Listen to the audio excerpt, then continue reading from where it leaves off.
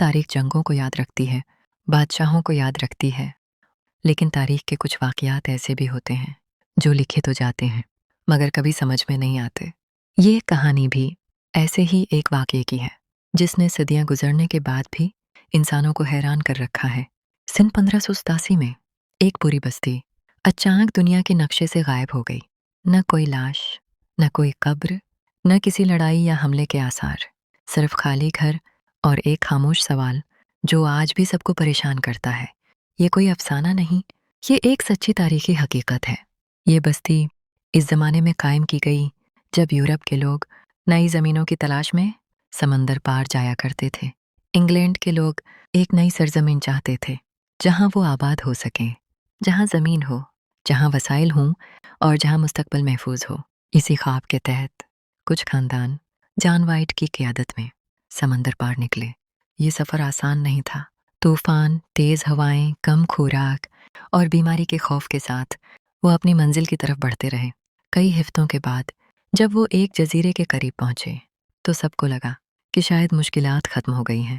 یہ جزیرہ آج کے شمالی کیرولینا کے قریب واقع تھا اور اس کا نام رکھا گیا روانوک جزیرہ۔ صاف ہوا، گھنے جنگلات اور خالی زمین دیکھ کر آبادکاروں کو لگا کہ یہ جگہ ان کی نئی زندگی کے لیے بہترین ہے۔ انہوں نے لکڑی کے گھر بنائے، کھیتی باڑی شروع کی، جانور پالے اور آگ کے گرد بیٹھ کر مستقبل کے منصوبے بنائے۔ زندگی آسان نہیں تھی، لیکن ناممکن بھی نہیں۔ خوراک کی کمی تھی۔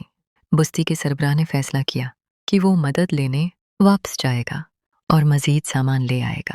اس نے وعدہ کیا کہ وہ جلد واپس لوٹے گا، لیکن حالات بدل گئے۔ انگلینڈ اور اسپین کے درمیان ایک شدید جنگ چھڑ گئی۔ تمام جہاز فوجی مقاصد کے لیے روک دیے گئے۔ سفر مشکل اور خطرناک ہو گیا۔ وقت گزرتا رہا، 1 سال، 2 سال اور پھر 3 طویل سال۔ جان وائٹ بے بس تھا۔ وہ جانتا تھا کہ روانوک میں لوگ اس کے انتظار میں ہوں گے۔ آخرکار سن 1569 میں اسے واپس جانے کا موقع ملا، لیکن جو منظر اس نے دیکھا وہ اس کے بدترین خواب سے بھی زیادہ خوفناک تھا۔ بستی موجود تھی مگر لوگ غائب تھے۔ گھر سلامت تھے لیکن خالی، نہ کسی کی آواز، نہ کسی کی حرکت، نہ زندگی کا کوئی نشان۔ ایسا لگ رہا تھا جیسے لوگ سوچ سمجھ کر سب کچھ چھوڑ کر چلے گئے ہوں۔ ذاتی استعمال کی چیزیں وہیں موجود تھیں، کپڑے، برتن، اوزار، روزمرہ کے سامان۔ اگر حملہ ہوا ہوتا تو آثار ہوتے، اگر بیماری پھیلی ہوتی تو لاشیں ملتے، لیکن یہاں کچھ بھی نہیں تھا۔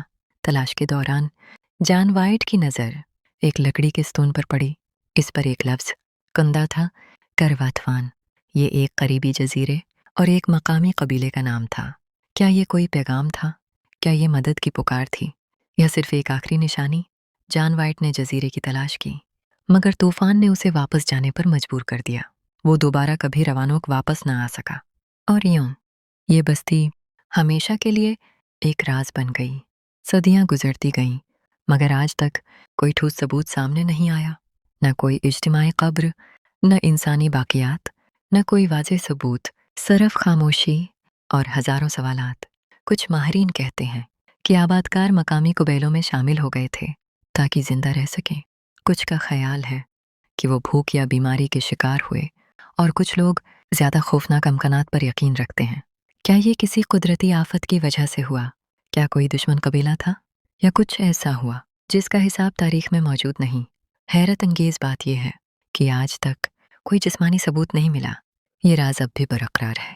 400 سال گزر گئے مگر روانوک کالونی دنیا کی سب سے بڑی پراسرار کہانیوں میں سے ایک ہے۔